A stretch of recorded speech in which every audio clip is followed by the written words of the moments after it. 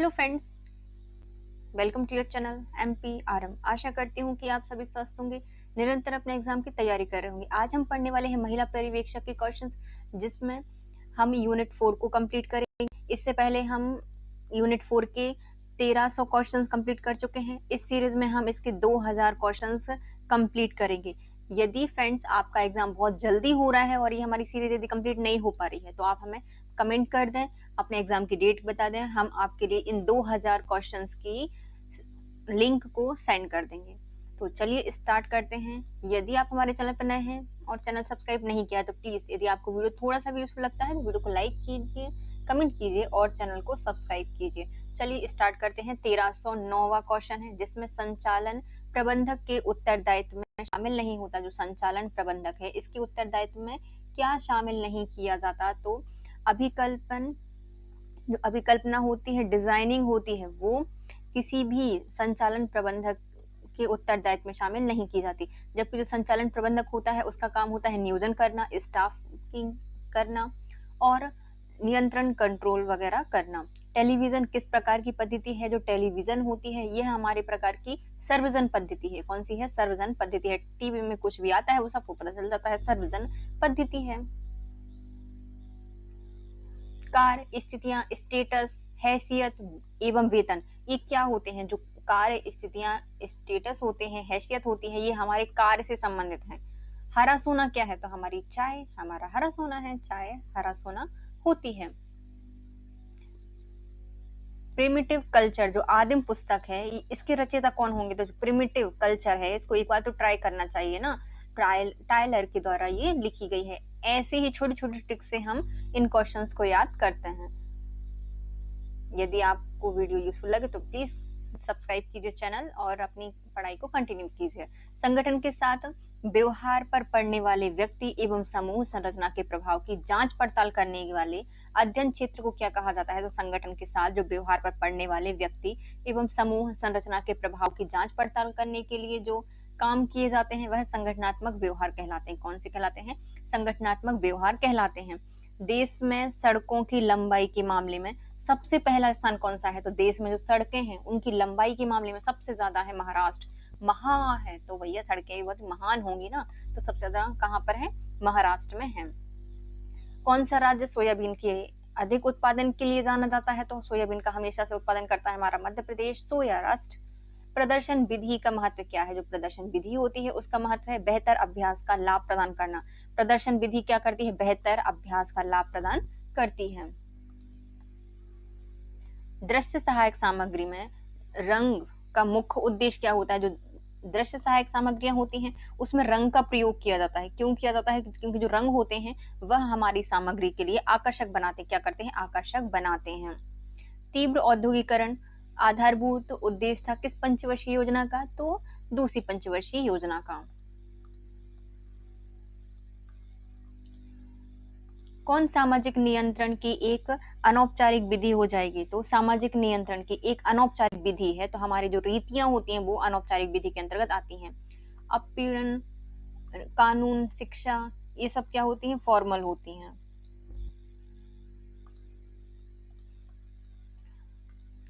कौन एक प्रेरणादायी कारक होता है? तो हमें प्रेरणा कौन देता है? प्रेरणा देते हैं हमारी इच्छा, सुरक्षा, मान्यता, सम्मान, ये सब हमें क्या देते हैं? प्रेरणा देते हैं। तो ये प्रेरणाकारी कारक होते हैं।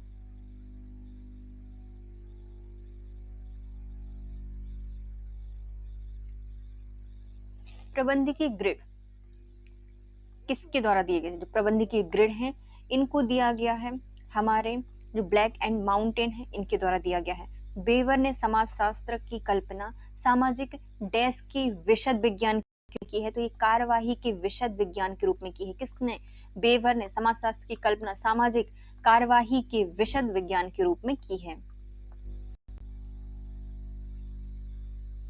किसी स्थान की जनसंख्या में बदलाव तय करने वाले कारक क्या होते हैं? तो वहां की जन्म दर, मृत्यु दर, पलायन, उपयुक्त सभी वहां की कारक होते हैं। वहां संचार की पद्धति क्या होती है? तो संचार की पद्धति होती है वैयक्तिक पद्धति, सर्वजन पद्धति, सामूहिक पद्धति। तीनों ही पद्धतियां आती हैं।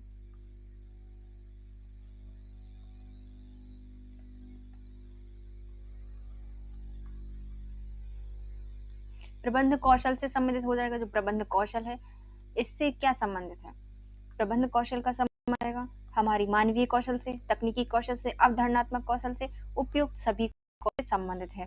प्राथमिक समूह जो शब्द है यह कुली के द्वारा गढ़ा गया था। किसने प्राथमिक समूह का नाम दिया था? कुली ने दिया था। मैस्लो का जो निरंतरता मतलब निम्नतर आवश्यकता है वह कौन सी है? तो ये मास्लो है ना, ये गलत लिखा है। मास्लो का जो निम्नतर आवश्यकता थी वह क्या थी? जो निम्न आवश्यकता थी पहली थी मनोवैज्ञानिक सुरक्षा। क्या थी? मनोवैज्ञानिक सुरक्षा इनकी प्राथमिक और सबसे निम्नतर आवश्यकता थी। सामाजिक अंतःक्रिया एवं समूह का अध्ययन किस समाजशास्त्र के अंतर्गत किया जाता है? सामाजिक जो अंतःक्रिया हो गई, समूह का अध्ययन हो गया, किसके अंतर्गत किया जाता है इसका अध्ययन? तो सूक्ष्म समाजशास्त्र के अंतर्गत किया जाता है। किसमें? सूक्ष्म समाजशास्त्र के अंतर्गत किया जाता है। राष्ट्रीय नमूना सर्वेक्षण संगठन की स्थापना कब की गई है? तो राष्ट्रीय नमूना सर्वेक्षण संगठन की स्थापना 1950 में की गई है। निम्नलिखित में कौन प्राथमिक समूह का अभिलक्षण नहीं है? जो प्राथमिक समूह होते हैं उनका अभिलक्षण कौन सा नहीं होता? इनमें समीपता पाई जाती है, अतिरंगता, घनिष्ठता पाई जाती है, जान पहचान होती है, लेकिन नैतिकता प्राथमिक समूह का घटक नहीं होता।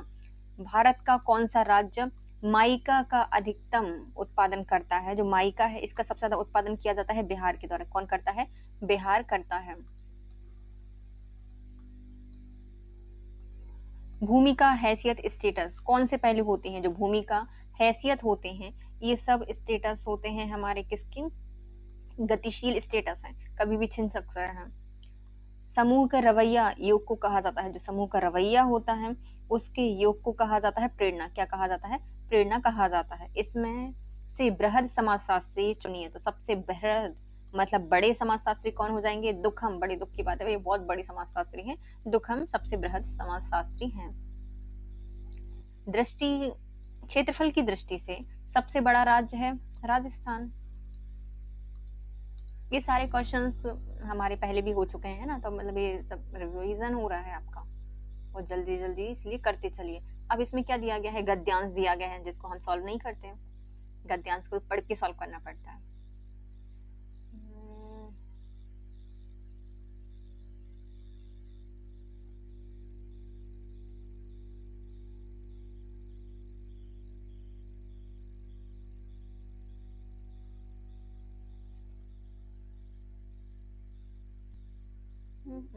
कहाँ तक हो भैया? चलो देखो, संदेश लिपटा होता है। जो संदेश होता है स्थानीय भाषा से लिपटा होता है। किस प्रकार के विकास में एकता, एकाग्रता और सृजनात्मकता का संबंध होता है? एकाग्रता का और सृजनात्मकता जो होती है उसका संबंध किसके अंतर्गत होता है? तो ये सब पाए जाते हैं, एक मिनट रुके हैं, ये पाई जाती है बौद्धिक विकास से है। एकता, एकाग्रता बौद्धिक के लिए चाहिए पड़ती है। गिलफोर्ड ने अपसारी चिंतन पद का प्रयोग के समान अर्थ दिया है। जो गिलफोर्ड है इनके द्वारा बताया गया है अभिसारी चिंतन, मतलब बहुत ज्यादा फैला हुआ अपसारी चिंतन बताया है। तो ये किसके प्रकार मतलब किसके समान होता है? तो ये किसमें से? सृजनात्मकता से भी नहीं होता, बुद्धि और सृजनात्मकता दोनों से नहीं होता। निम्नलिखित कथनों पर विचार कीजिए। बुद्धि का स्वरूप है एकाकी ना होकर बहुकार्यकीय होता है। ओके, इसमें से सही बताना है ना। तो बुद्धि का स्वरूप एकाकी ना होकर बहुकार्यकीय होता है और प्रत्येक बुद्धि एक दूसरे से अलग होती है। ओके, स्थानीय बुद्धि का प्रयोग अंतरिक्ष यात्रा के दौरान मानसिक कल्पनाओं का चित्र के स्वरूप किया जा सकता है। हाँ, और गार्डनर ने 9 प्रकार की बुद्धि का वर्णन किया है। तो यही सही है, गार्डनर के द्वारा 9 प्रकार की बुद्धि बताई गई हैं।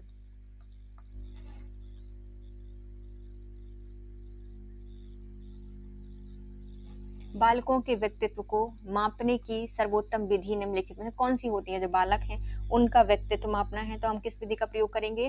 प्रक्षेपण विधि का प्रयोग करेंगे। अंतःस्रावी ग्रंथि व्यक्तित्व को प्रभावित करने वाली कौन सा कारक होती है? जो अंतःस्रावी ग्रंथि होती हैं वह व्यक्तित्व को प्रभावित करती हैं, अनुवांशिक कारक के अंतर्गत आती हैं।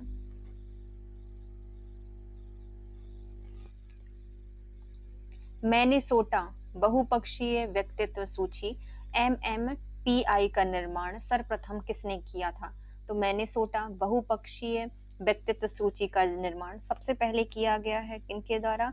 तो हाथवे और मैकेनले के द्वारा, हाथवे और मैकेनले के द्वारा किया गया है। मिनेसोटा बहुपक्षीय व्यक्तित्व सूची, तो इसको ऐसे याद कर सकते हैं। तो बहुत सारे लोग जा रहे थे कहीं, तो अब किसी का हाथ एक दूसरे टकरा गया, क्या हो गई? लड़ाई हो गई। तो ये क्या बोलेंगे? हाथ को मैंने नहीं मारा, और ये बोलेंगे मैंने सोटा, मैंने अच्छा सूटा, और पटाई की तुम दुम दुम दुम दुम। तो मैंने सोटा बहुपक्षीय व्यक्तित्व सूची का जो निर्माण है सबसे पहले किसने किया था? हाथ लगाए थे ने, तो हाथेवे और मैकेनले के द्वारा, मैकेनले के द्वारा इसका सबसे पहले वर्णन किया गया है। रोसा स्याही धब्बा परीक्षण, जो कि व्यक्तित्व का मूल्यांकन करने के लिए इस्तेमाल किया जाता है, यह किसका विकास है? तो जो कौन सा है? रोसा स्याही धब्बा परीक्षण है जो कि व्यक्तित्व का मूल्यांकन करता है, किसके अंतर्गत आता है? तो ये हार्टमैन रोसा ने इसका आविष्कार किया। किसने? हार्टमैन रोसा ने इसका आविष्कार किया। नाम से समझ में आ रहा है, रोसा जी ने इसका आविष्कार किया होगा। इदम अहम और परम अहम किस संरचना के भाग हैं? इदम अहम और परम अहम, दो अहम जो है यह किसके अंतर्गत आते हैं? यह व्यक्तित्व के अंतर्गत आते हैं। इदम, परम अहम और अहम, ये व्यक्तित्व के भाग हैं। हिंदी अक्षरों को बालक किस आयु में पहचान लेते हैं? जो हिंदी के अक्षर होते हैं उसको बालक पहचान लेता है 4 वर्ष की आयु में, और रंगों को पहचान लेता है 5 वर्ष की आयु में। भाषा अवबोधन से संबंधित विकार बताइए। जो भाषा अवबोधन होती है इससे संबंधित विकार कौन सा हो जाएगा? वाक संबंधी रोग, वाक संबंधी रोग।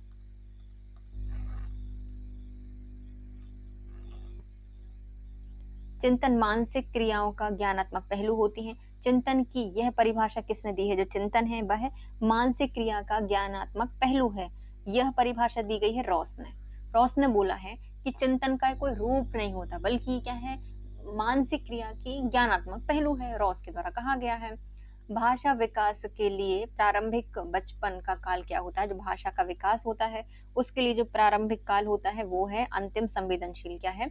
अति संवेदनशील होता है, अति संवेदनशील होता है। भाषा विकास के लिए प्रारंभिक बचपन का काल अति संवेदनशील होता है।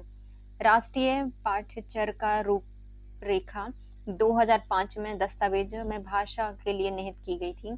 राष्ट्रीय पाठ्यचर्या की रूपरेखा 2005 में दस्तावेज में भाषा लिखित की गई हैं कितनी? बहुभाषीय, बहुभाषा निहित की गई हैं।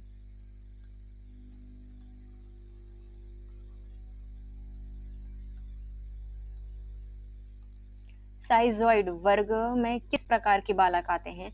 जो साइजॉइड वर्ग होते हैं इसके अंतर्गत आते हैं हमारे मोटे स्वास्थ्य लंबे बालक, प्रतिभाशाली प्रखर बालक, दुबले पतले बालक, सभी इसके अंतर्गत आते हैं। ऑप्शन नहीं तो इसमें से ये आ जाएगा, इनमें से कोई नहीं। प्रतिभाशाली होने का संकेत निम्नलिखित में कौन सा नहीं है? तो प्रतिभाशाली होने का मतलब क्या होगा? कोई बच्चा विचारों में सृजनात्मकता होगी, अभिव्यक्ति में अनूठापन होगा, दूसरों के साथ लड़ना ये नहीं होता भैया हमारे प्रतिभाशाली बच्चे, कौतूहल तो होता है। विशिष्ट बालकों की शिक्षा हेतु शिक्षक को ध्यान देना चाहिए। जो विशिष्ट बालक होते हैं उनके लिए शिक्षक को क्या ध्यान देना चाहिए? उनके व्यक्तित्व, आवश्यकताओं और समस्याओं पर।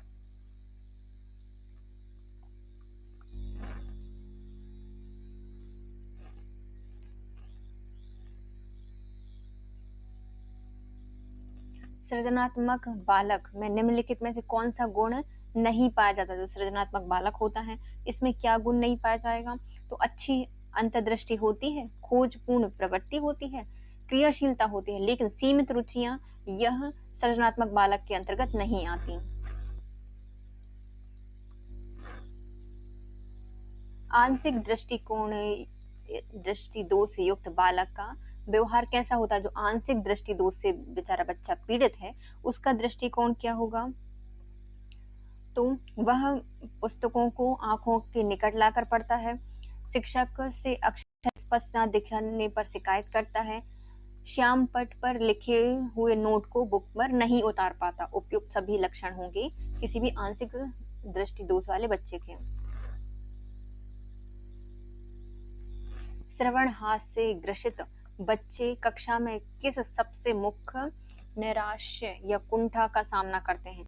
जो श्रवण हास से ग्रसित बच्चे होते हैं वह किस मुख्य कुंठा का सामना करते हैं कक्षा में? वे दूसरों के साथ संप्रेषण करने में, सूचनाओं को बांटने में अक्षमता होती है उनको। वर्तनी, वाचन, गणना में कठिनाई, सामान्य बुद्धि और अच्छी अनुकूलनात्मक योग्यता विशेषता हो जाएगी। वर्तनी, वाचन, गणना में कठिनाई हो रही है, सामान्य बुद्धि है और अच्छी अनुकूलन क्षमता योग जो विशेषता है यह आती है हमारे अधिगम नियोग बालक की। किसकी है? अधिगम नियोग बालक की विशेषताएं हैं। ब्रेल लिपि एवं टेप रिकॉर्डर किसके लिए शैक्षणिक प्रावधान के रूप में प्रयुक्त किए जाते हैं? जो ब्रेल लिपि, टेप रिकॉर्डर हो गया, जो शैक्षणिक प्रावधान के रूप में हम किन के लिए प्रयोग करते हैं? जो दृष्टिबाधित बच्चे होते हैं उनके लिए प्रयोग किए जाते हैं।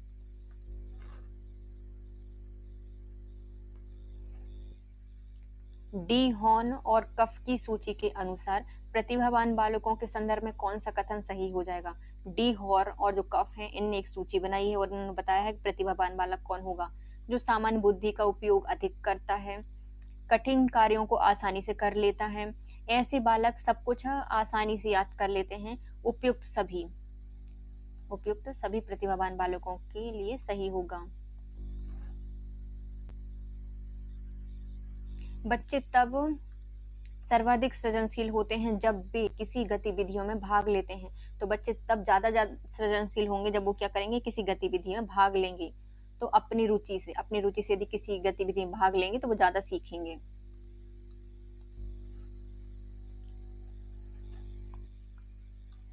प्रतिभाशाली बालक वह होता है जो अपने उत्पादन की मात्रा, दर और गुणवत्ता में विशिष्ट होता है। यह कथन दिया गया है किसके द्वारा? तो जो प्रतिभाशाली बालक होता है, प्रतिभावान बालक होता है, यह अपने उत्पादन की मात्रा, दर और गुणवत्ता में विशिष्ट होता है। ये कहा गया था R.W. टेलर ने। किसने कहा है? R.W. टेलर के द्वारा कहा गया है। R.W. टेलर ने कहा है।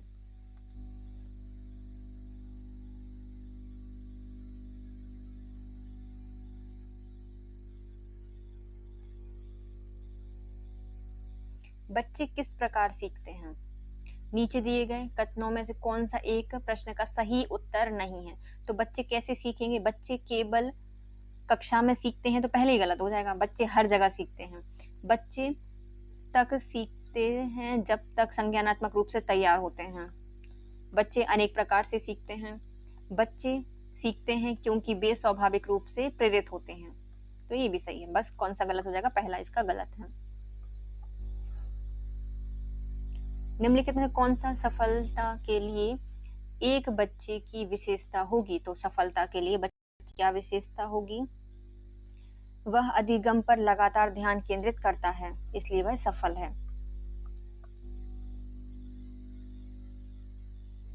पियाजे के अनुसार संज्ञानात्मक विकासात्मक के किस चरण का पर बच्चा वस्तु स्थायित्व को प्रदर्शित करता है? तो जीन पियाजे के अनुसार जो बच्चा संज्ञानात्मक विकासात्मक के किस चरण में वस्तु स्थायित्व को प्रदर्शन करेगा? तो ये होता है संवेदी प्रेरक चरण में। किसमें? संवेदी प्रेरक चरण में बच्चा वस्तु स्थायित्व को प्रदर्शित करेगा। बच्चे में संज्ञानात्मक विकास के प्रतिमानों में असमानता का कारण क्या है? तो बच्चे में संवेगात्मक विकास मानों में कारण है पर्यावरण, अनुवांशिकता और परिपक्वता। उपयुक्त सभी उसके कारण हो जाएंगे। संवेगात्मक विकास के लिए असमानता के कारण होते हैं अनुवांशिकता, परिपक्वता और पर्यावरण। भोजन की तलाश किस से संबंधित है? जो भोजन की तलाश होती है उसका संबंध हो जाएगा किससे? भूख से। भोजन का संबंध है भूख से। योकम और सिम्पसन ने सीखने की जो विशेषता दी है वह निम्नलिखित में से कौन सी सही हो जाएगी? ये सीखना संपूर्ण जीवन चलता रहता है, सीखना अनुभवों का संगठन होता है, सीखना व्यक्तिगत एवं सामाजिक दोनों होता है। उपयुक्त दोनों ही सही हो जाएंगे।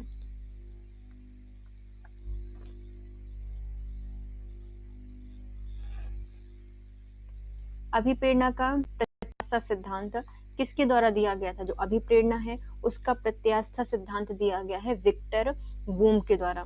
तो जो प्रत्यास्था है, अभिप्रेरणा मतलब क्या होती है? मोटिवेशन, है ना? उसका प्रत्यास्था सिद्धांत है, मतलब मोटिवेट से व्यक्ति क्या हो जाता है? एक बूम तरीके से अंदर से उसकी हलचल हो जाती है ना, तो भैया अब हम मोटिवेट होगा, हम ये काम करेंगे, ये काम करेंगे। तो ये वेक्टर है, प्रत्याशा सिद्धांत क्या है? एक वेक्टर है जो बूम बना देता है अभियोजना, अभिप्रेरणा को। तो इसको याद कर सकते हैं, अभिप्रेरणा का प्रत्याशा सिद्धांत विक्टर बूम ने दिया है। बच्चे और उनके अधिगम के संदर्भ में निम्नलिखित में से लिखित कथन में से कौन सा सही हो जाएगा? जो बच्चे और उनके अधिगम है उससे जो निम्नलिखित कथनों में से कौन सा सही हो जाएगा? तो ये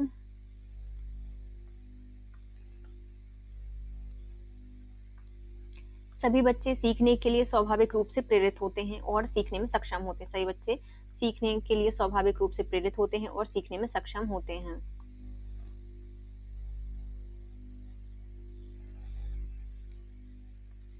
पढ़ने की वह तकनीक जिसका प्रयोग तालिका में स्थित शब्दावली और प्रसंग में किया गया है क्या कहलाता है? तो पढ़ने की वह तकनीक जिसका प्रयोग तालिका में स्थित शब्दावली और प्रसंग के लिए किया गया है, ये है हमारी स्कैनिंग। क्या कहा जाता है इसको? स्क्रीनिंग कहा जाता है। तालिका में कोई चीज दी है शब्दावली संदर्भ में, उसको पढ़ना स्कैनिंग कहलाता है।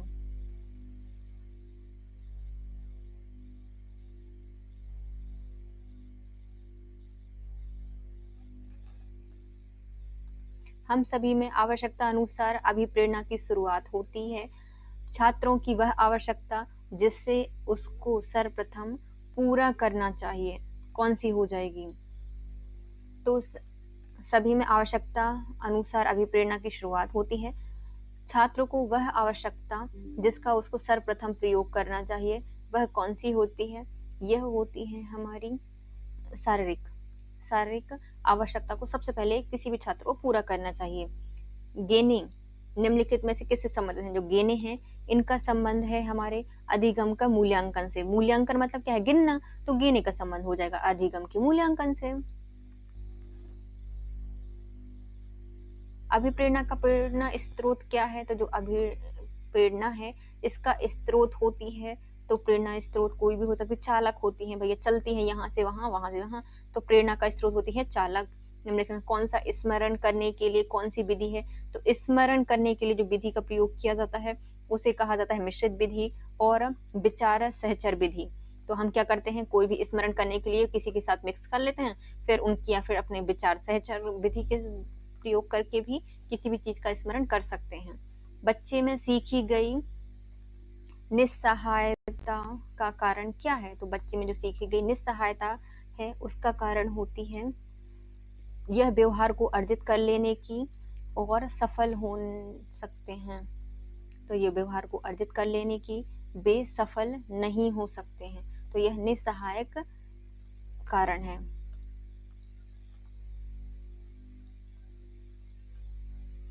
बच्चे कॉपी में लिखनी में विकृति छवि, दर्पण छवि आदि गलतियां मिलती हैं, तो यह लक्षण बच्चे को में क्या प्रदर्शित कर रहा है? तो उसको क्या हो रही है?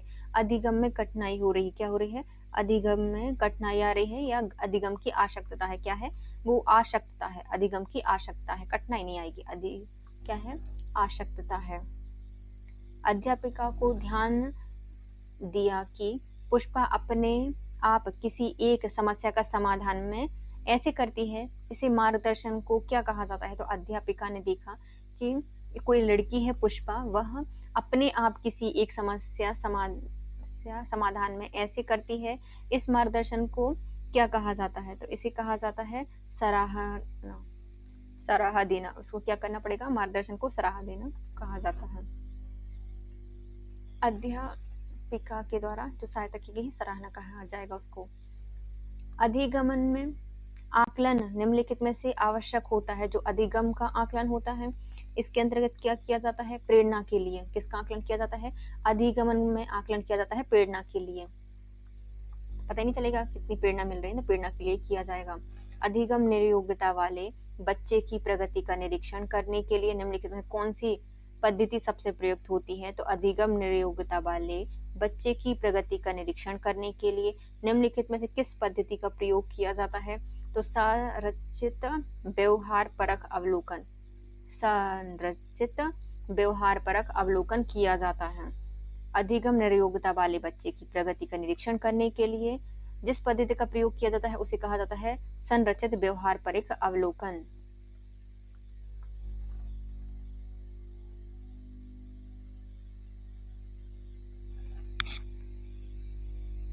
निम्नलिखित कथनों में से कौन सा है जो वाइगोत्स्की के द्वारा प्रस्तावित विकास और अधिगम के बीच में संबंध का सर्वश्रेष्ठ रूप से सार प्रस्तुत करता है?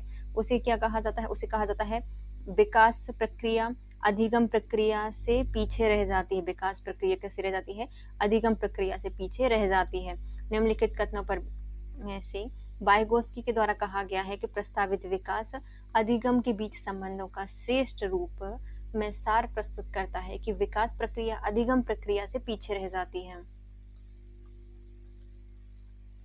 बाल अवस्था की प्रमुख मनोवैज्ञानिक विशेषता क्या होती है? जो बाल अवस्था होती है उसकी मनोवैज्ञानिक अवस्था होती है यह अनुकरणात्मक प्रवृत्ति का प्रभाव क्या होता है? अनुकरणात्मक प्रवृत्ति का प्रभाव होता है।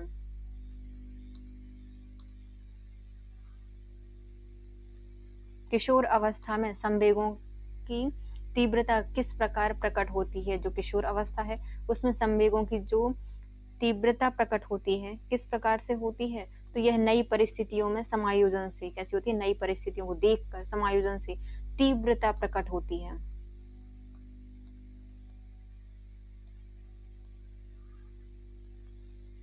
संवेग व्यक्तियों की उत्तेजित दशा है यह कथन निम्नलिखित में से किसने कहा है? जो संवेग है वह व्यक्ति की क्या है? उत्तेजित दशा है। ये कहा गया है गुडवर्थ ने। किसने कहा है? गुडवर्थ के द्वारा ये कहा गया है।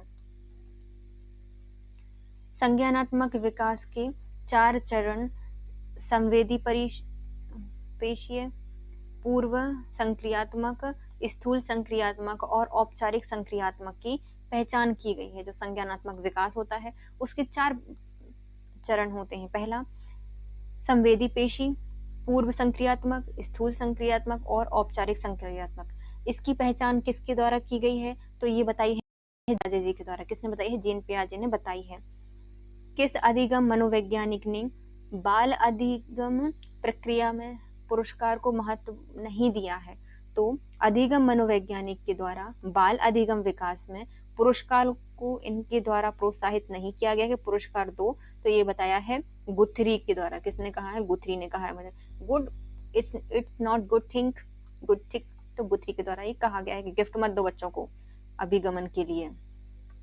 निम्नलिखित में से किस एक से शिशु के अधिगम को सहायता नहीं मिलती है? तो किससे शिशु को सहायता नहीं मिलती? अनुकरण से तो भैया बहुत सारी मिलती है। फिर आता है अभिप्रेरणा से मिलती है। स्कूल का बस्ता उससे क्या सीखेगा? कुछ नहीं सीखता। पुरस्कार से तो सीखता है। स्व केंद्रित अवस्था होती है। जो बच्चा होता है कब स्व केंद्रित अवस्था में होगा? तो 6 साल तक का बच्चा क्या होता है? अभी केंद्रित अवस्था में होता है। मानसिक परिपक्वता की ऊंचाई को छूने के लिए प्रयत्नरत रहना संबंधित है। जो मानसिक परिपक्वता की ऊंचाई छूने के लिए जो प्रयत्नरत रहता है बच्चा उसे क्या कहा जाएगा? उसे कहा जाता है किशोर अवस्था। इसके साथ हमारे 400 क्वेश्चंस कंप्लीट हो गए। यदि फ्रेंड्स आपको हमारे 200 क्वेश्चंस की सीरीज एक ही साथ चाहिए है, एक एक दिन का वेट नहीं करना है, तो प्लीज हमारा चैनल सब्सक्राइब कीजिए और कमेंट कीजिए तो हम आपको लिंक सेंड कर देंगे। शैशव अवस्था में बच्चे के क्रियाकलाप डैश होते हैं। जो शैशव अवस्था होती है इसमें बच्चे के क्रियाकलाप क्या होते हैं? मूल प्रत्यागमक होते हैं। प्रत्यागमक होते हैं। अरे भैया कैसे कैसे नाम दिए हैं। प्रत्यागमक होते हैं, मूल प्रत्यागमक होते हैं शैशव अवस्था में बच्चे के कार्य। फिर आते हैं बचपन का संप्रत्यक दृष्टिकोण का मान्यता होती है। जो बचपन की संप्रत्यक दृष्टिकोण की मान्यता क्या है? तो ये हो जाएगी हमारी बचपन बुद्धि एवं परिवर्तन की एक अनूठी अवधि होती है। बचपन वृद्धि एवं परिवर्तन की क्या होती है? अनूठी अवधि होती है।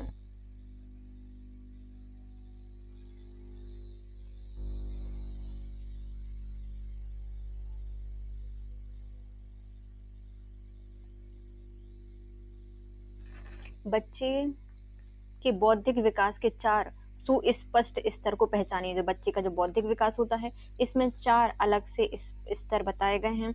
कौन कौन से होते हैं, किसने बताए हैं? जीन पियाजे जी के द्वारा बताए गए हैं, है ना, अभी पढ़े थे अपन ने। वह अवस्था जब बच्चा तार्किक रूप से वस्तु और घटनाओं में चिंतन प्रारंभ कर देता है। बच्चा क्या कर रहा है? तार्किक रूप से घटनाओं में और वस्तुओं में सोच रहा है, उनके बारे में बात कर रहा है, तो यह हो जाएगा मूर्त संक्रियात्मक अवस्था। मूर्त संक्रियात्मक अवस्था इसको कहा जाता है। वह कौन सा स्थान है जहां बच्चे के संज्ञानात्मक विकास को सबसे बेहतर तरीके से परिभाषित किया गया है? तो बच्चे के संज्ञानात्मक विकास को सबसे बेहतर तरीके से परिभाषित किया गया है, तो उसके विद्यालय और घर के पर्यावरण। निम्नलिखित में कौन सा बुद्धिमान बच्चे का लक्षण नहीं है? कौन सा नहीं होगा? तो यह जो प्रभावपूर्ण एवं उचित तरीके से संवेग करने की क्षमता रखता है, तो ये बुद्धिमान बच्चा होगा। वह जो अमूर्त रूप से सोच सकता है, सोचता रहता है, ये भी सही है। नए परिवेश में स्वयं को समायोजित कर लेता है, ये भी बुद्धिमान बच्चा होगा। वह जो लंबे निबंधों को बहुत जल्दी रटने की क्षमता रखता है, ये बुद्धिमान बच्चा नहीं है। रटने की प्रवृत्ति थोड़ी ना बुद्धिमान बच्चों की होती है। एक बच्चा अति के समान अतीत के समान परिस्थितियों में की गई अनुकृतियों के आधार पर नई स्थिति के लिए पुनः क्रिया करता है, वह किससे संबंधित होगा? तो कोई बच्चा है, अतीत की कोई परिस्थिति है, उसके अनुसार क्या कर रहा है? अपनी अनुकृतियों के आधार पर पुनः प्रति अनुक्रिया कर रहा है नई के लिए, तो यह किसके अंतर्गत आएगा? तो यह सीखने के सदृशता नियम है। कौन सा है? सीखने का सदृशता का नियम है।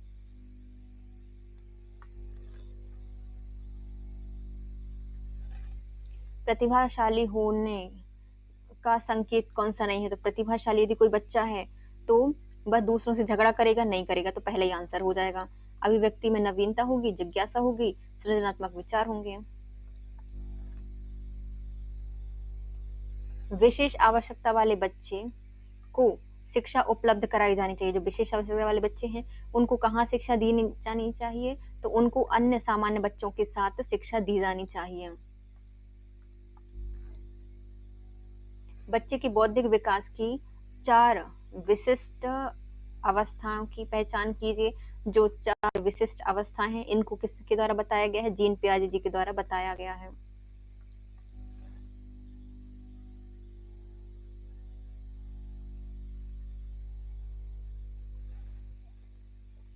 जब एक नियोग बच्चा पहली बार विद्यालय आता है, तो शिक्षक को क्या करना चाहिए? जो एक बार नियोग बच्चा है, वह पहली बार स्कूल में आया है, तो हम क्या करेंगे? सहकारी योजना विकसित करने के लिए उनके माता पिता के साथ चर्चा करेंगे।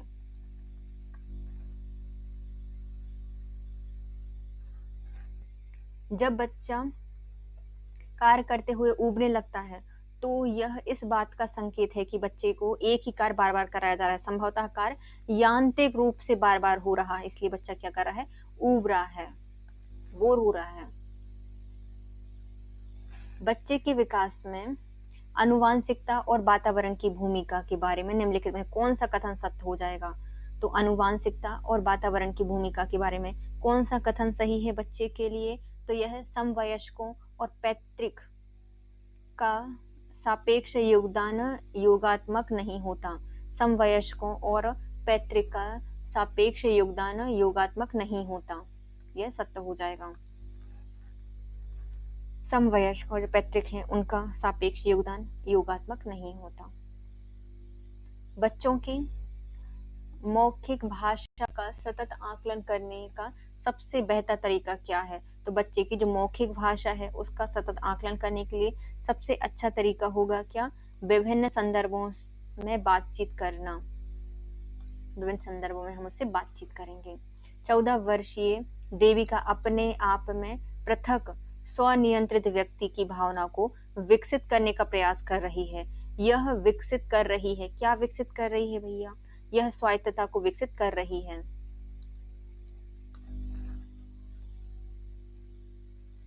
निम्नलिखित में कौन सा सिद्धांतकार का यह मत स्पष्ट करता है कि बच्चे अपनी बुद्धि विकास हेतु कठोर अध्ययन करते हैं?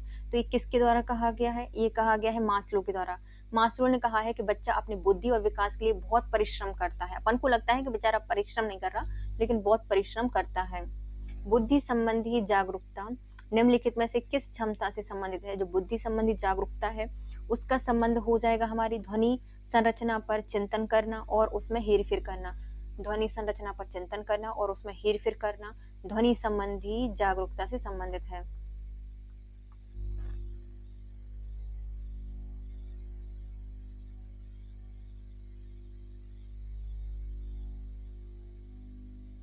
एक वर्ष तक के शिशु जब आंख, कान, हाथ से सोचते हैं तो इस अवस्था को क्या कहा जाता है? तो एक वर्ष तक का शिशु जब आंख, कान, हाथ से सोचने लगते हैं तो इसे कहा जाता है इंद्रिय जनित गमक स्तर। क्या कहा जाता है? इंद्रिय जनित गमक स्तर इसको कहा जाता है। एक बच्चे की कॉपी में लिखने के में विपरीत छवियां, दर्पण छवियां जैसी गलतियां मिलती हैं तो इस प्रकार के बालक में कौन सी क्षमता आ गई है? तो अधिगम आशक्तता है। क्या है? अधिगम की आशक्तता। एनसीएफ 2005 के अनुसार गलतियां इस कारण से महत्वपूर्ण होती हैं। जो गलतियां होती हैं क्यों महत्वपूर्ण होती हैं? तो ये बच्चों के विचार की अंतर्दृष्टि उत्पन्न करती हैं और समाधान को पहचानने में सहायता करती हैं। ये क्या करती हैं? बच्चे की अंतर्दृष्टि में उपलब्ध कराती हैं विचार को और समाधान की पहचान कराती हैं, इसलिए गलतियां जरूरी होती हैं। बच्चे को शाब्दिक और गैर शाब्दिक दंड देने का परिणाम क्या होता है? यदि बच्चे को हम शाब्दिक और गैर शाब्दिक दंड दे रहे हैं तो उनके स्वयं के प्रति अवधारणा के नष्ट होने का, तो हम उनके स्वयं के प्रति अवधारणा को नष्ट कर देंगे।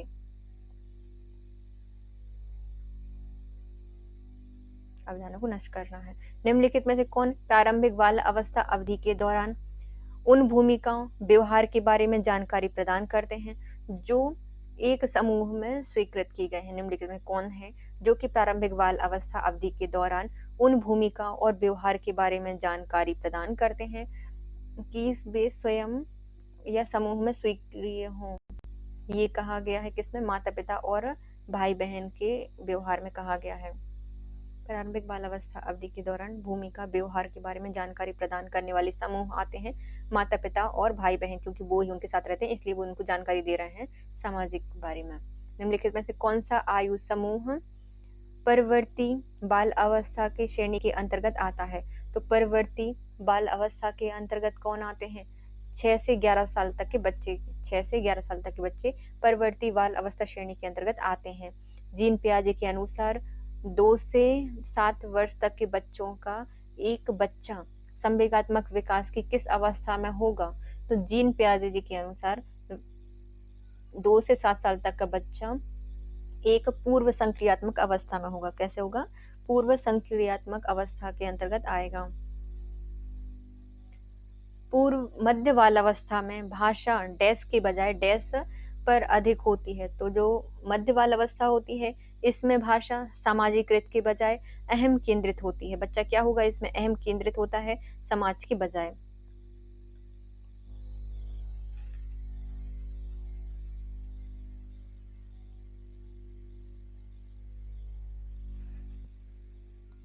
सुनने में असमर्थ बच्चा। यदि कोई बच्चा है सुनने में असमर्थ है तो वह क्या करेगा? नियमित विद्यालय में बहुत अच्छा कर सकता है यदि उसे उपयुक्त सुविधा और साधन उपलब्ध कराए जाएं। अवलोकन को आकलन का भाग तभी कहा जाता है जब अवलोकन हो। तो अवलोकन को आकलन का विषय तभी कहा जा सकता है जबकि उसे नियमित रूप से किया जा रहा हो, तभी हम कहेंगे कि हाँ ये अवलोकन आकलन है।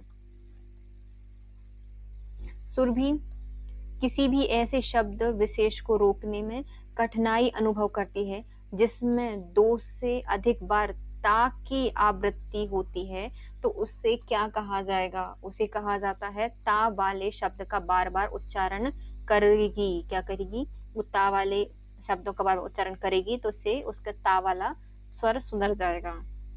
यदि तुम डलिया भरकर आम दे दिए जाएं तो तुम क्या करोगी? यह प्रश्न का उद्देश्य क्या है? इस प्रश्न का उद्देश्य है कि हम उससे बच्चे के अनुभव और चिंतन का स्थान देंगे। उसके बच्चे के चिंतन और अनुभव को स्थान देंगे। अति संवेदनशील बच्चे को सीखने में मदद करने के लिए निम्नलिखित में कौन सा तरीका उपयुक्त नहीं होगा? तो बच्चा क्या है, अति संवेदनशील बच्चा है, हमें उसके लिए सीखने में कौन सा उपयोग नहीं करना है ना? यह कार्यों को छोटे छोटे प्रबंधकीय खंडों में तोड़ना हमें उसको सिखाएंगे। अधिगम के वैकल्पिक तरीकों की पेशकश भी करेंगे। उसके दैनिक कार्यक्रम में शारीरिक गतिविधियों का समावेश भी करेंगे।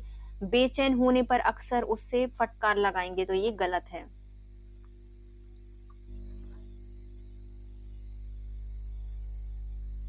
अलग अलग सोचने वाले पैटर्न उन बच्चों की पहचान करता है। जो अलग अलग सोचने वाले बच्चों का जो पैटर्न होता है उसको हम किसके अंतर्गत लेते हैं? तो यह सृजनात्मकता है। क्या है? सृजनात्मकता है। निम्नलिखित में से किस मनोवैज्ञानिक ने बच्चों को ज्ञान के सक्रिय जिज्ञासु के रूप में देखते हुए उनके चिंतन पर सामाजिक एवं सांस्कृतिक विषय वस्तु के प्रभाव को महत्व दिया है? तो निम्नलिखित में से किसने मनोवैज्ञानिक हैं जिसके द्वारा बच्चों के ज्ञान के सक्रिय जिज्ञासु रूप में देखते हुए उनके चिंतन पर सामाजिक एवं सांस्कृतिक विषय वस्तुओं के प्रभाव का महत्व समझा है? तो ये समझा गया है लेव वाइगोस्की के द्वारा। इन्होंने बताया है कि भैया बच्चे के ऊपर संस्कृति समाज सबका प्रभाव पड़ता है। वाइगोस्की के द्वारा ये कहा गया है।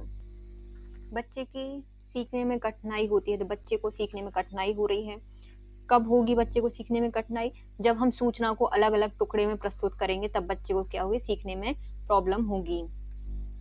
इंफॉर्मेशन ही टूटी फूटी दी जा रही है तो बच्चा सीखेगा कैसे?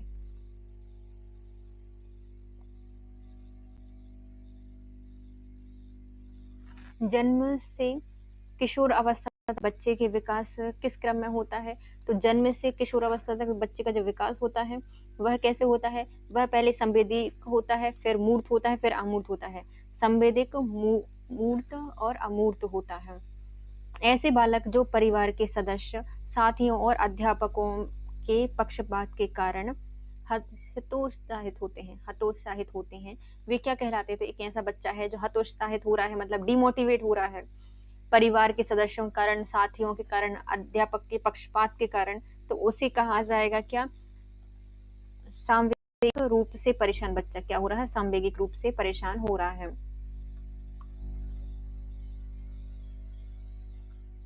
जिन बालक की दिनचर्या अपंगता के कारण प्रभावित ना हो उसे क्या कहा जाता है? तो कोई बच्चा है उसकी दिनचर्या अपंगता के कारण प्रभावित नहीं हो रही है तो उसे कहा जाता है कम अपंग। क्या कहा जाता है? कम अपंग कहा जाता है। अध्यापक के प्रश्न का उत्तर विषय वस्तु से हटकर देना बालक के कौन सी दृष्टि का कारण है? तो ये है उसके श्रवण दोष के कारण। तो अध्यापक के पूछे उत्तर का विषय वस्तु से हटकर यदि कोई बच्चा आंसर दे रहा है, उत्तर दे रहा है, तो क्या हो सकता है? श्रवण दोष उसके अंतर्गत हो सकता है। विकलांगजन अधिनियम कब आया था? जो विकलांगजन अधिनियम है इसको पारित किया गया है 1995। कब में आया था? 1995 में आया था विकलांगजन अधिनियम। पल्स पोलियो कार्यक्रम भी 1995 में आया था। विकलांगजन कार्यक्रम भी उसी समय आया, अधिनियम आया है उस समय। राष्ट्रीय अक्षमता नीति कब बनी थी? जो राष्ट्रीय अक्षमता नीति है इसको बनाया गया था 2006 में। कब बनाया गया था? 2006 में बनाया गया था। विकास के संदर्भ में निम्नलिखित में से कौन सा कथन सत्य नहीं है ना? विकास के संदर्भ में कौन सा कथन सत्य नहीं होगा? तो विकास उकसाने देने से होता है, तो विकास उकसाने से, बढ़ावा देने से होता है, तो ये गलत हो जाएगा। विकास की प्रत्येक अवस्था में अपने खतरे होते हैं, ये सही है। विकास की सांस्कृतिक परिवर्तन में प्रभावित होता है। विकास की प्रत्येक अवस्था में इसकी आवश्यकता होती है, तो ये सही है। लेकिन उस उकसाने से, बढ़ावा देने से नहीं कुछ फर्क पड़ता। निम्नलिखित में कौन सी विशेषता परिपक्वता को अधिगम से अलग करती है? तो कौन सी ऐसी विशेषता है जो परिपक्वता को अधिगम से अलग कर देगी? तो ये है उनकी, यह एक स्वाभाविक प्रक्रिया है। क्या है? एक स्वाभाविक प्रक्रिया है जो परिपक्व को अभिगम से अलग कर देती है।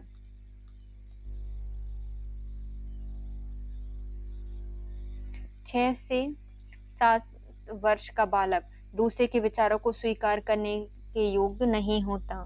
तो 6 से जो 7 साल का बच्चा है, 6 से 7 साल का बच्चा है, दूसरे की बातों को स्वीकार करने में कठिनाई होती है क्योंकि वह अहम केंद्रित होता है। क्या होता है? अहम केंद्रित होता है। निम्नलिखित में से कौन सी एक बालक की मनोगत्यात्मक गतिविधि नहीं है? तो मनोगत्यात्मक कौन सी बच्चे की गति नहीं होगी? तो ये सोचना मनोगत्यात्मक नहीं होता।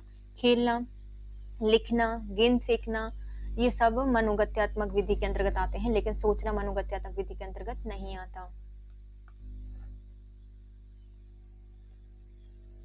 निम्नलिखित में से किसका मिलान सही है? बताना है ना, किसका मिलान सही है? सामाजिक विकास वातावरण, विकास वातावरण सही मिलान हो जाएगा।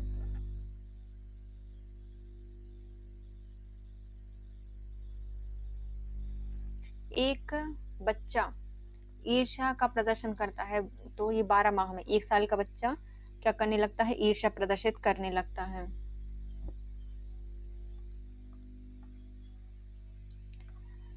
बाल विकास की परिभाषा का अध्ययन क्षेत्र है, जो कि बाल विकास है उसकी परिभाषा का अध्ययन क्षेत्र क्या होता है? तो किसी बच्चे के मतलब संज्ञानात्मक, सामाजिक और दूसरे सामर्थ्यों के क्रमिक विकास के लिए उत्तरदायी होगा।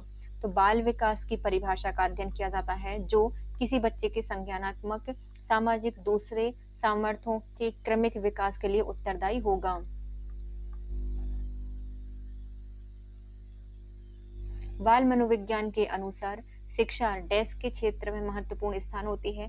तो मनोविज्ञान, बाल मनोविज्ञान के अनुसार शिक्षा किस क्षेत्र में जरूरी होती है? तो बालक की अवस्था में जरूरी होती है, ये मुख्य है।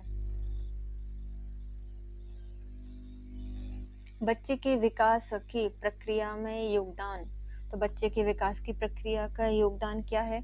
तो यह विशिष्ट कार्य सामान्य कार्यों के बाद स्थान होते हैं। विशिष्ट कार्यों का काम सामान्य कार्यों के बाद होता है। निम्नलिखित में से सम्मिलित कीजिए। सूची 1 को सूची 2 से सम्मिलित करना है। वाइगोट्स्की ने दिया है सामाजिक संस्कृति का सिद्धांत, एरिक्सन के द्वारा दिया गया है मनोसामाजिक सिद्धांत, पियाजी के द्वारा दिया गया है संज्ञानात्मक सिद्धांत, और जर्मन फ्राइड के द्वारा दिया गया है मनोविश्लेषणात्मक सिद्धांत। देखो वाइगोट्स्की, वाई गॉड, तो हम अपने समाज से पूछते रहते हैं वाई गॉड, समाज संस्कृति इतनी अलग अलग क्यों है? तो समाज संस्कृति का सिद्धांत वाइगोट्स्की ने दिया है। फिर आता है एरिसन, अरिसुन सामाजिक मनोसामाजिक, अरिसुन मनोसामाजिक, तो मनोसामाजिक से संबंधित है एरिसन। और जीन पियाजे बड़े प्यार से समझाते हैं, ये तो संज्ञानात्मक, ये संज्ञान लेना है, संगी रहना है इनकी, तो ये जीन पियाजे बड़े प्यार से समझाते हैं। फिर आते हैं जर्मन फ्राइड, फ्राइड कर देते हैं विश्लेषण करते हैं, तो मनोविश्लेषणात्मक का से संबंध है जर्मन फ्राइड का। बच्चे के उचित विकास को सुनिश्चित करने के लिए उसका स्वास्थ्य शारीरिक विकास एक महत्वपूर्ण आवश्यकता होती है। किसने कहा था? बच्चे के उचित विकास को सुनिश्चित करने के लिए उसका स्वस्थ शारीरिक विकास एक महत्वपूर्ण आवश्यकता होती है, ये कहा गया है। यह सही होता है क्योंकि यह शारीरिक विकास के उन पक्षों के साथ अंतर संबंध करता है। तो यह सही होता है क्योंकि यह शारीरिक विकास के अन्य पक्षों के साथ अंतर संबंधित होता है।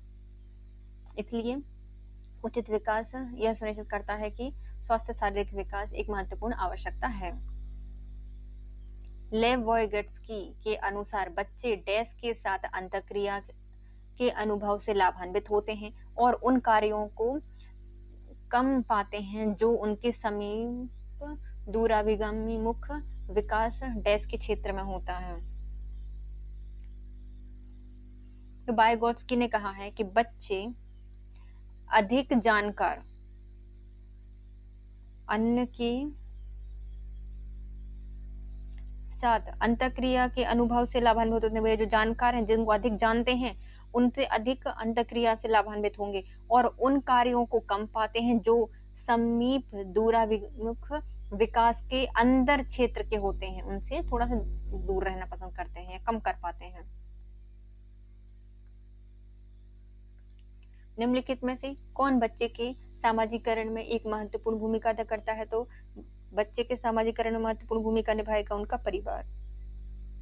कौन? उनका परिवार, बच्चे का परिवार।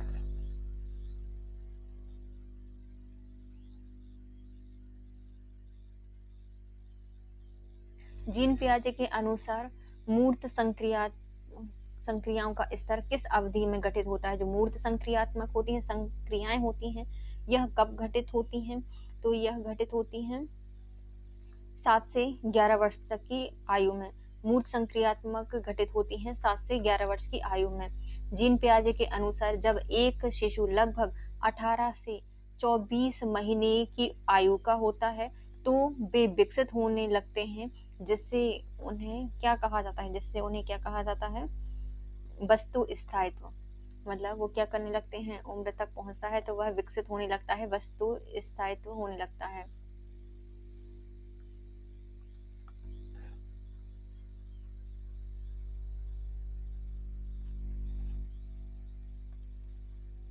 जब नए विचारों को मौजूदा विचारों में सम्मिलित किया जाता है तो इसे क्या कहा जाएगा? जब नए विचार हैं उनको मौजूदा विचारों के साथ सम्मिलित कर लिया जाता है तो इसे कहा जाता है आत्मसातकरण। क्या कहा जाता है? आत्मसातकरण कहा जाता है।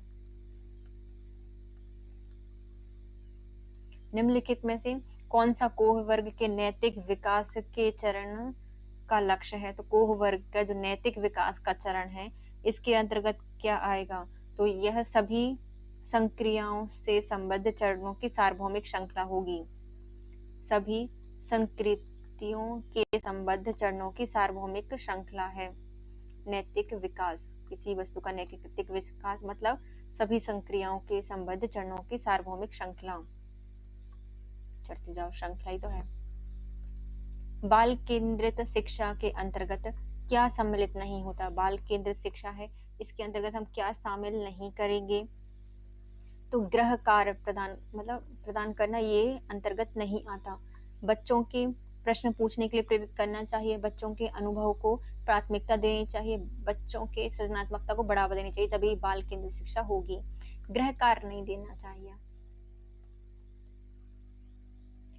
शिक्षक से अधिगम पर बल देने वाला परिवर्तन हो सकता है। तो शिक्षण से अधिगम पर बल देने वाला जो परिवर्तन होता है उसे कहा जाता है बाल केंद्रित शिक्षा पद्धति अपनाना। बाल केंद्रित शिक्षा पद्धति अपनाना।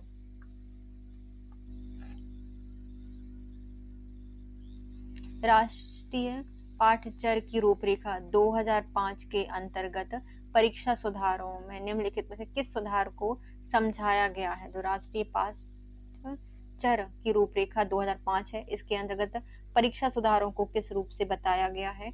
तो ये निरंतर सतत व्यापक मूल्यांकन, निरंतर सतत व्यापक मूल्यांकन इसके अंतर्गत सुझाया गया है परीक्षा सुधार के लिए।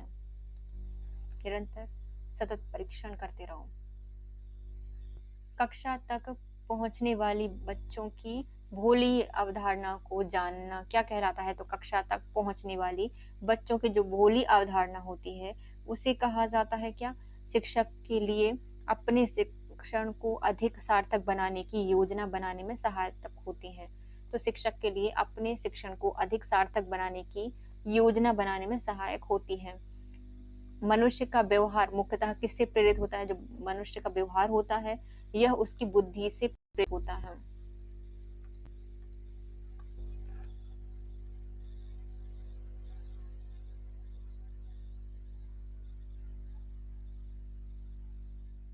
मानसिक आयु के प्रत्यय का सर्वप्रथम उपयोग किया गया है। जो मानसिक आयु है इसके प्रत्यय का सबसे पहले किसने प्रयोग किया है? तो विनय साइमन के द्वारा किया गया है। तो मानसिक आयु के बारे में सबसे पहले किसने बताया है? विनय साइमन ने बताया। मतलब कुछ साइन दिखे होंगे ब्रेन में, है ना?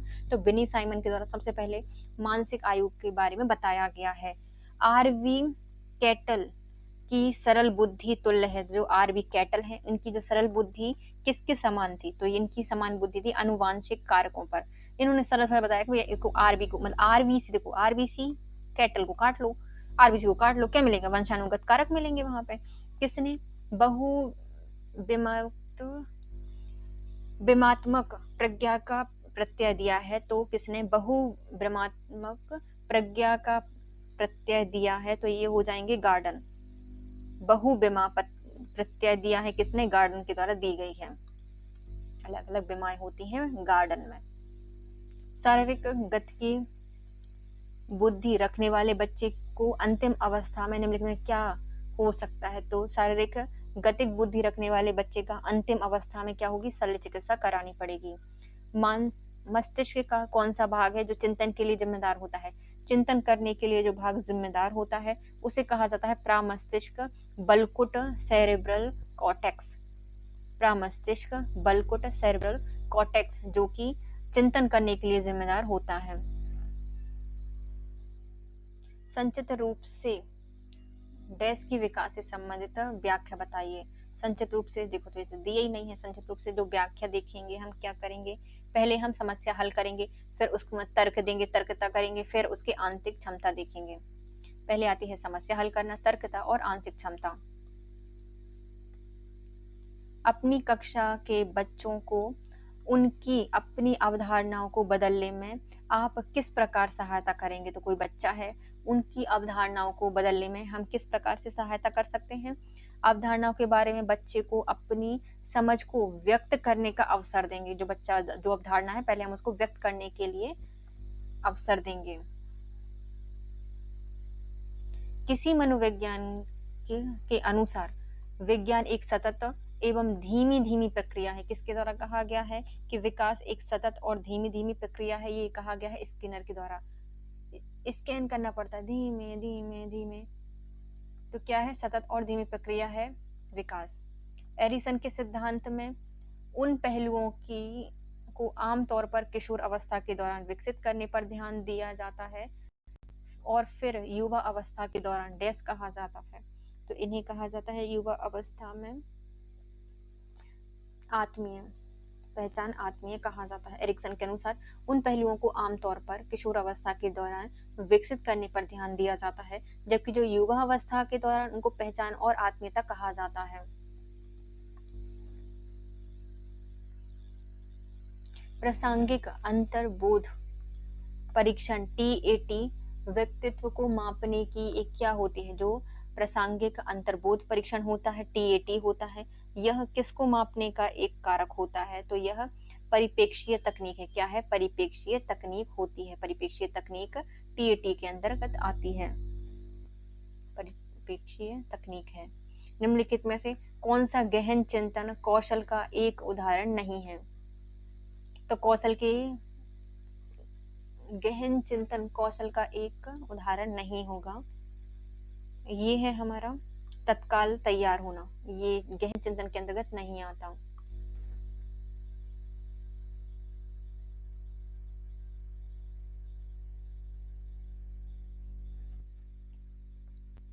अध्यापन के समय अध्यापक को निम्नलिखित में से किसका सर्वाधिक ध्यान रखना चाहिए? तो अध्यापन के समय अध्यापक को किसका सबसे ज्यादा ध्यान रखना चाहिए? तो उनके जो व्यक्तिक भिन्नता होती है उसके बारे में ध्यान रखना चाहिए। व्यक्तिक भिन्नता के बारे में ध्यान होना चाहिए।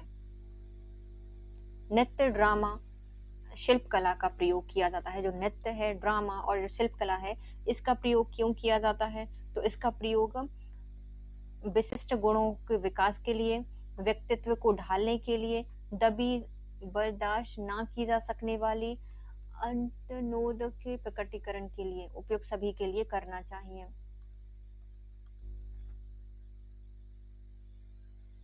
एक शिक्षक विद्यार्थी में सामाजिक मूल्यों को विकसित कर सकता है। जो एक शिक्षक होता है विद्यार्थी में किस प्रकार के सामाजिक मूल्यों को विकसित कर सकता है, कैसे कर सकता है? तो ये आदर्श रूप से बर्ताव करके, खुद आदर्श रूप से बर्ताव करेगा तो बच्चे भी उसी रूप से बर्ताव करेंगे। निर्माणात्मक मूल्यांकन का उद्देश्य क्या है? जो निर्माणात्मक मूल्यांकन है उसका उद्देश्य क्या हो जाएगा? तो यह प्रगति पर गौर करना और उपचारात्मक अनुदेश की योजना बनाना। निर्माणात्मक मूल्यांकन का उद्देश्य क्या है? जो निर्माणात्मक मूल्यांकन होता है यह प्रगति पर गौर करता है, उपचारात्मक अनुदेशन की योजना बनाता है।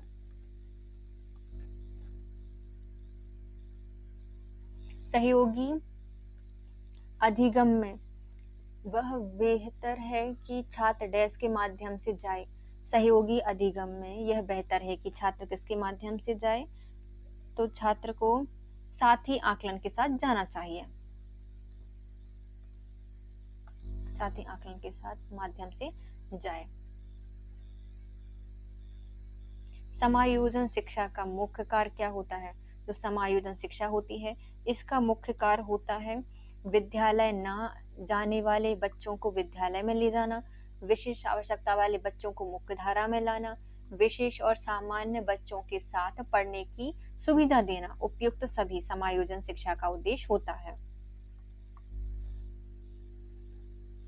जब एक नियोग बच्चा पहली बार विद्यालय आता है तो शिक्षक को क्या करना चाहिए? सहकारी योजना विकसित करने के लिए उसके माता पिता से चर्चा करनी चाहिए।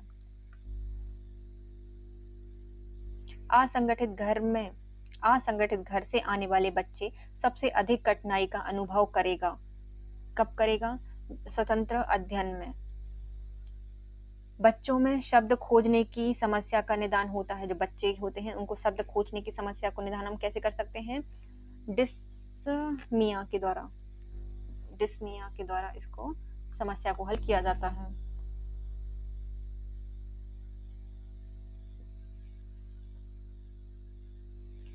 बेल प्रणाली के बारे में सिखाए जाने के बाद विद्यार्थियों को नेत्रहीन विद्यार्थियों के स्कूल ले जाया गया।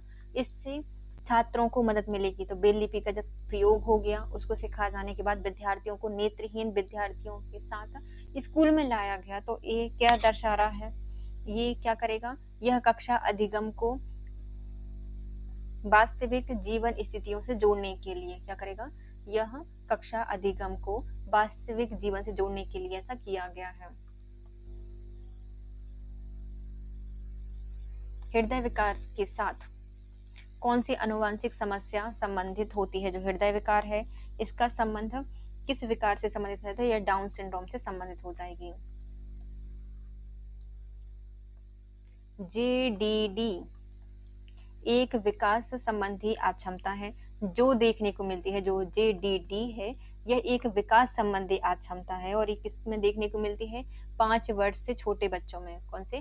5 वर्ष से छोटे बच्चों में ये देखने को मिलती है। बच्चे के विकास में उसके परिवेश का जो भी प्रभाव उस पर पड़ता है उसे हम क्या कहते हैं? तो बच्चे के विकास में उसके परिवेश से उसके ऊपर जो प्रभाव पड़ता है उसे आमतौर पर कहा जाता है लालन पालन। शैक्षिक विकास में मूल्यांकन का अर्थ क्या होता है? जो शैक्षिक विकास होता है उसमें मूल्यांकन का अर्थ होता है छात्रों को प्रगति का आकलन करना। छात्रों को प्रगति का आकलन। शैक्षिक विकास में मूल्यांकन का अर्थ होता है छात्रों की प्रगति का आकलन। जर्मन फ्राइड के अनुसार असमान व्यवहार का मौलिक कारण क्या है? तो जर्मन फ्राइड के अनुसार जो असमान व्यवहार हैं उनका मौलिक कारण होता है आंशिक दमन। जर्मन फ्राइड के अनुसार जो असामान्य व्यवहार का मौलिक कारण क्या है? असमान व्यवहार किया जा रहा है किसी के साथ, मतलब उसका आंशिक दमन किया जा रहा है किसी का भी, है ना।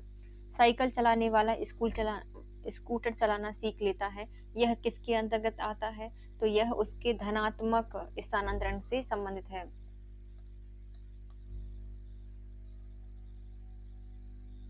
शिक्षा मनोविज्ञान अध्ययन करता है। जो शिक्षक मनोविज्ञान है किसका अध्ययन करता है? तो यह अध्ययन करता है मानव व्यवहार का शैक्षिक परिस्थितियों में। शिक्षा मनोविज्ञान मानव व्यवहार का शैक्षिक परिस्थितियों में अध्ययन करता है। सुपर ईगो का प्रयोग किस मनोलैंगिक अवस्था से होगा? जो सुपर ईगो है उसका संबंध हो जाएगा हमारे अव्यक्त अवस्था से संबंधित है। सुपर ईगो का संबंध है अव्यक्त अवस्था से, जो व्यक्त भी नहीं की जा रही, मतलब सुपर ईगो है।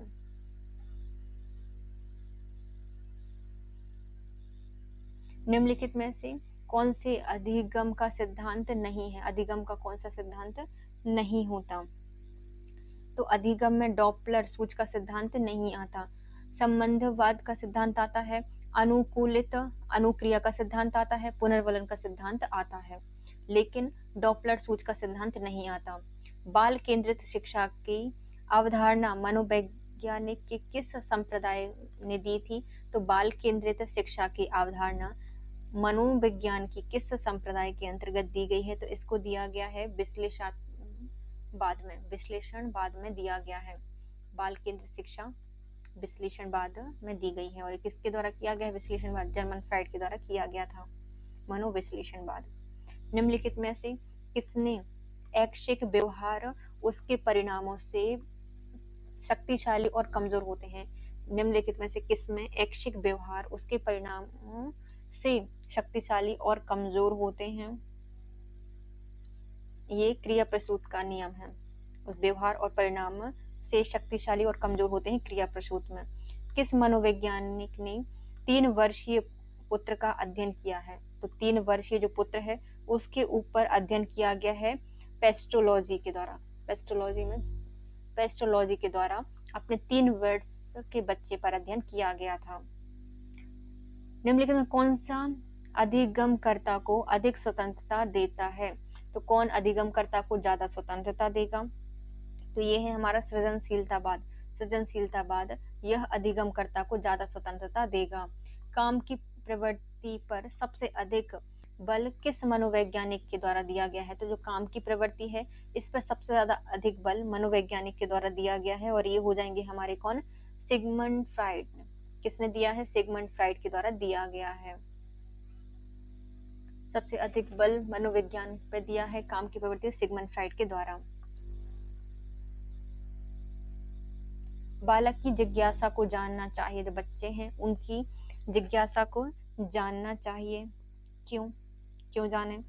क्योंकि शांति से उनकी जिज्ञासा को जानना चाहिए, क्योंकि वो शांत करने के लिए। स्किनर के अनुसार भाषा का आवृत्ति किसी के द्वारा होती है? जो भाषा की आवृत्ति होती है, आवृत्ति होती है, किसके द्वारा होती है?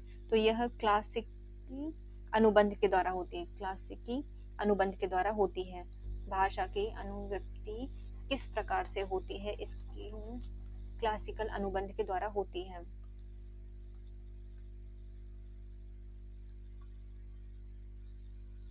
अधिगम निर्योग्यता का लक्षण क्या होता है? जो अधिगम निर्योग्यता है उसका लक्षण है यह अवधान संबंधी बाधा एवं विकास। अवधान संबंधी बाधा एवं विकास से है। अधिगम निर्योग्यता का लक्षण क्या है? तो अवधान संबंधी बाधा एवं विकार। अवधान संबंधी बाधा एवं विकार से संबंधित है। रचनात्मक लेख का नियोजन क्या होना चाहिए? जो रचनात्मक लेख होते हैं उनका नियोजन हम कैसे कर सकते हैं? तो केवल उन छात्रों के लिए जो कक्षा स्तर पर पढ़ते हैं, केवल उन छात्रों के लिए जो लंबे वाक्य को लिख सकते हैं, और केवल उन छात्रों के लिए जो समाचार पत्र के लिए लिखना चाहते हैं, उन सभी के लिए हम क्या करेंगे? रचनात्मक लेख का आयोजन करेंगे, नियोजन करेंगे। सीखने के कौन से कारक होते हैं जो सीखने को प्रभावित करते हैं? तो सीखने के कारक जो कि सीखने को प्रभावित करते हैं, तो शिक्षार्थियों का शारीरिक मानसिक स्वास्थ्य, प्रेरणा और उपलब्धि का अभिप्रेरण स्तर, और उत्सुकता एवं इच्छा शक्ति, उपयुक्त सभी ये सीखने को प्रभावित करने वाले कारक होते हैं। तो अब हमारे कौन से 5 मतलब अभी हमने 200 शायद क्वेश्चंस कर लिए ना, इस वाले वीडियो में 200 क्वेश्चन हो गए और हमारे पूरे 1500 क्वेश्चंस कंप्लीट हो चुके हैं। फ्रेंड्स, यदि आपको हमारे 200 पूरे क्वेश्चंस एक साथ चाहिए हैं, पूरी सीरीज चाहिए है, तो प्लीज आप कमेंट कर दीजिए। यदि आपको वीडियो थोड़ा सा यूजफुल लगा है तो वीडियो को लाइक कीजिए, कमेंट कीजिए, चैनल को सब्सक्राइब कीजिए और अपने प्यारे प्यारे फ्रेंड्स का वीडियो को शेयर कीजिए। तो चलिए फ्रेंड्स, बाय।